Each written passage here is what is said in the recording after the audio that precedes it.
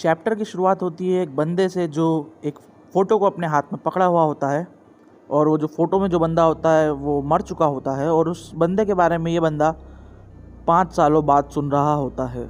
इस बंदे की मदर जो होती है उसकी तबीयत ख़राब होती है, लेकिन इसका भाई जो होता है, जो दूसरा बंदा फ़ोटो में होता है, वो क्योंकि वो घूम गया था, उसे ढूंढने के लिए इसकी मदर भी अपनी तबीयत ख़राब होने के बाद भी ढूंढती है, लेकिन फिर भी वो उसका भाई नहीं मिलता है और एट दी एंड इसकी मदर की डेथ हो जाती है।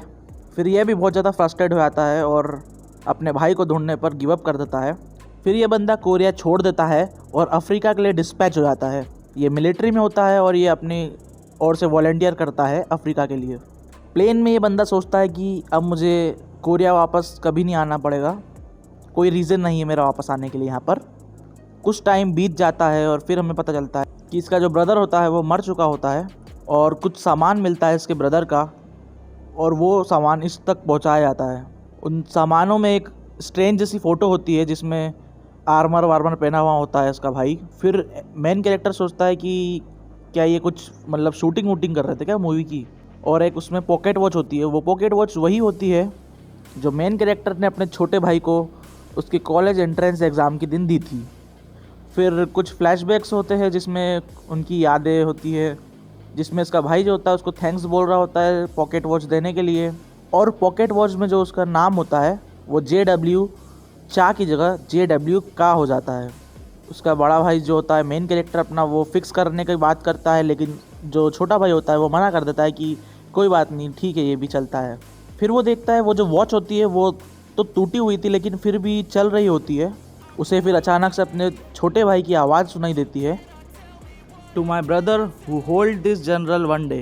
मेन कैरेक्टर अचानक से डर जाता है और खड़ा हो जाता है। फिर उसे सुनाई देता है कि जब तक तुम ये चीज़ अपने हाथ में पकड़ोगे उस समय तक तो मैं उस दुनिया का पार्ट नहीं रहूँगा।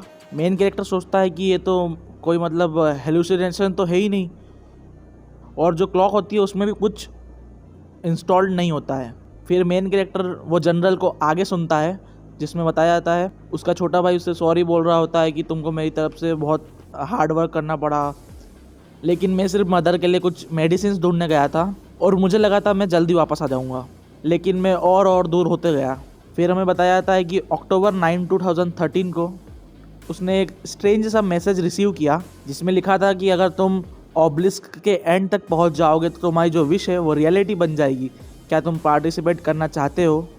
वो जो सब्जेक्ट था वो कुछ इस तरह से था कि मतलब अपन को स्पैम लगेगा, लेकिन उस समय हालात ऐसे थे कि उसने बिना कुछ सोचे किसी भी होप को छोड़ा नहीं और यस दबा दिया। उस दिन के बाद उसको अजीब से सपने आने लगे और अक्टूबर 12, 2013 को पता चलता है कि वो कुछ ड्रीम्स नहीं है, वो रियलिटीज़ है। और वहाँ पर वो अलग अलग डिफरेंट स्पीशीज़ को देखता है, जैसे कि एल्फ हो गए, ड्वार्फ्स हो गए, और उस दुनिया में ऑर्क्स है, ट्रोल है, ड्रैगन्स है, और इन सब के सेंटर में सन गॉड का टावर है।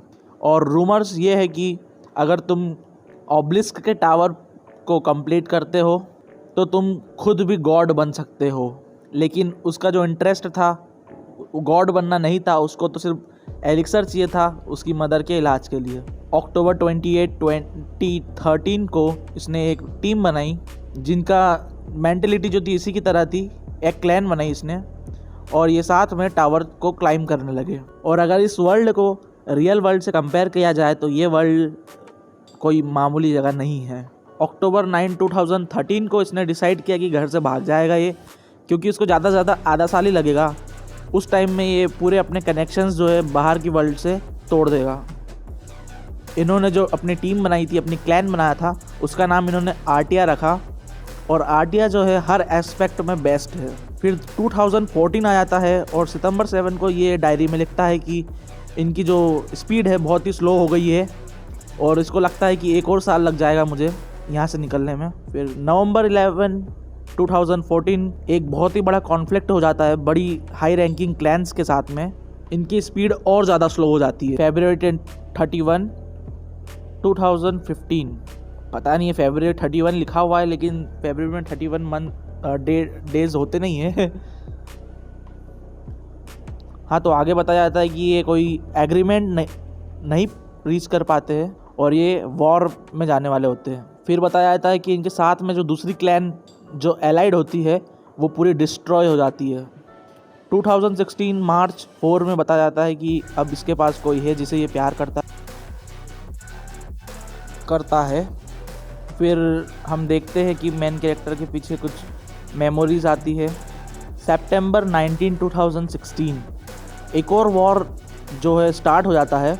जनवरी 2 2017 जो वॉर है अभी तक चल रहा है और सभी बहुत ज़्यादा थक चुके होते हैं। मतलब 1 साल कंटिन्यू वॉर चल रहा है, 1-2 साल कंटिन्यू वॉर चला। जून 6 2017 हमें पता चलता है कि इसकी जो क्लैन थी उसके अंदर एक ट्रेटर होता है। सभी एक दूसरे से सस्पिशियस है। जुलाई 1 2017 को हमें पता चलता है कि उसकी जो बॉडी होती है वो हैवी होते आती है और वो एडिक्टेड होता है। अक्टूबर 30 आधे क्लैन मेंबर्स ने क्लैन को छोड़ चुके होते हैं। ये जो होते हैं वॉर में हार चुके होते हैं और इसकी बॉडी की कंडीशन जो होती है वो कमज़ोर हुए जाती है। नवंबर 1 को पता चलता है कि जिस वुमन से ये प्यार करता था उसने इसको धोखा दे दिया है। इसकी बॉडी जो होती है वो सड़ने लग चुकी होती है। अब ये लिखता है कि ये अपने भाई को बड़ा मिस कर रहा होता है, मेन कैरेक्टर को अपने। फरवरी 1 2018 को पता चलता है कि आर्टिया में ये अकेला ही बचा हुआ है। ये पश्चाताप करता है और सोचता है कि कहाँ से चीज़ें गलत होने लगी, रिग्रेट होता है उसको बहुत। फरवरी 28 2018 को बताया जाता है कि इसके पास एलेक्सर होता है लेकिन ये उसे घर नहीं भेज पाता है क्योंकि ये एनिमीज से सराउंडेड होता है। उस टाइम पर इसे पता चलता है कि सिर्फ एक ही बंदा है जो मेरे साथ में खड़ा है इस दुनिया में, लेकिन अपनी ये वीक साइड उन लोगों को नहीं दिखाना चाहता है। इसीलिए ये जो एंट्रीज है सभी को वो छोड़ रहा होता है। वो कहता है कि मुझे पता है अगर तुम ये सब सुनोगे तो तुम एलेक्सर को ढूंढ लोगे और अपनी मम्मी को पिला दोगे। लेकिन उसके भाई को ये नहीं पता था कि ये भी बहुत देर हो चुकी है। उसकी मदर जो होती है पहले ही पास ऑन हो चुकी होती है। मेन कैरेक्टर जो है सोच में पड़ जाता है और घबरा जाता है सब सुन के। वो फिर से रिवाइंड करता है और फिर से वही जनरल वो पूरा दिन उसी जनरल को सुना करता है बार बार। फिर अचानक से शाम को उसके सामने स्टेटस विंडो आ जाता है और हमें पता चलता है कि जो मेन कैरेक्टर होता है वो माना फील करने लग जाता है और वो यही सोचता है कि क्या ये माना है जो उस दूसरी दुनिया के लोग महसूस करते हैं। मेन कैरेक्टर की बॉडी जो होती है वो बहुत ज़्यादा ही पेन में होता है। मेन कैरेक्टर वो फिर से वही सब सुनता है, अपने ब्रदर की बातें, जनरल की पूरी, और हमें पता चलता है कि जो मेन कैरेक्टर होता है वो अवेकन हो जाता है। फिर हमें स्टेटस विंडो मिलती है, उसमें लिखा होता है कि सक्सेशन जो है वो इनकम्प्लीट है, जब तुम्हारी बॉडी परफेक्ट हो जाएगी तब सक्सेशन को कंप्लीट करना, और करंट प्रोग्रेस जो है 5% है। उसकी करंट कंडीशन जो है इनकम्प्लीट सॉल्यूशन है। उसकी बॉडी जो होती है वो पार्शली एडवांस हो जाती है। उसका जो ट्रू नेचर है वो डिस्कवर हो जाता है और उसकी जो स्किल्स है वो ऐड हो जाती है। फिर वो अपना प्लेयर आईडी जो होता है उसको रजिस्टर करता है ऑब्लिस्क में।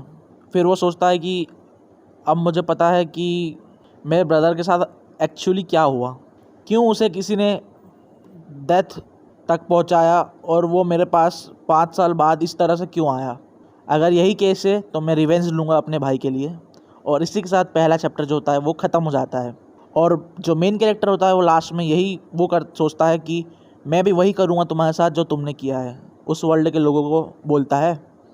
तो अगर वीडियो पसंद आए तो लाइक कर देना, और अगर इसी टाइप की वीडियो चाहिए, अगर ज़्यादा चैप्टर्स के वीडियो चाहिए तो कमेंट में बता देना। मैं 2 चैप्टर 3 चैप्टर के वीडियो भी बना दूँगा। 5 चैप्टर तक वीडियो बनाने की कोशिश करूँगा एक वीडियो में। अभी ये जो चैनल है ये ग्रो कर रहा है, अभी मतलब बड़ा चैनल नहीं है, इसलिए छोटे छोटे वीडियो ही बना रहा हूँ मैं। लेकिन अगर आपको पसंद आया वीडियो तो कमेंट में बता दीजिएगा। मैं 5 चैप्टर या फिर 10 चैप्टर का एक साथ में एक ही वीडियो में कवर कर लूँगा। Thank you.